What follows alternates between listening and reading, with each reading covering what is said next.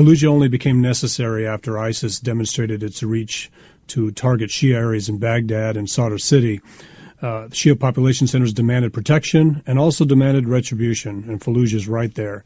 It's the perfect target to punish the Sunni population for what ISIS has done. And if you look at the populations, 50,000 Sunnis and 600 to 1,000 ISIS fighters.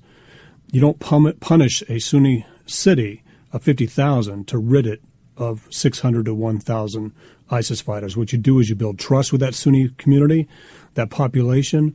You have them become intelligence assets. You bring them into the Iraqi armed services. They become your eyes and ears on the ground, and they are the ones that will call in airstrikes, not Shia militias.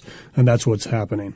So you believe this has nothing to do with ISIS? It's a sectarian battle approved by Muqtada al-Sadr and being carried out by the Iraqi military.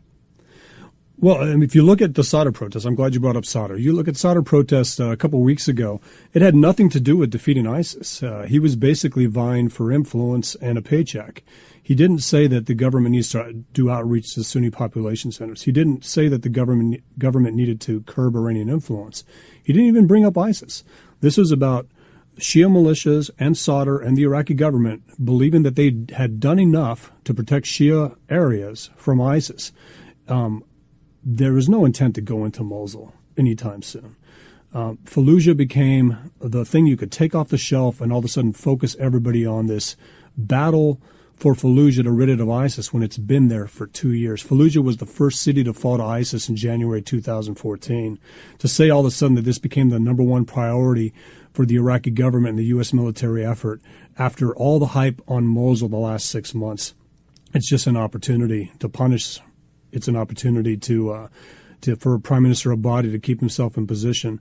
But it's a farce, in my opinion. And if I was on the ground, if this was 2007, I would not be alone in demanding or pounding the desk and saying, "Sir, we cannot be part of any operation where it looks like we're providing close air support to Shia militias. This is not how you win over Sunnis.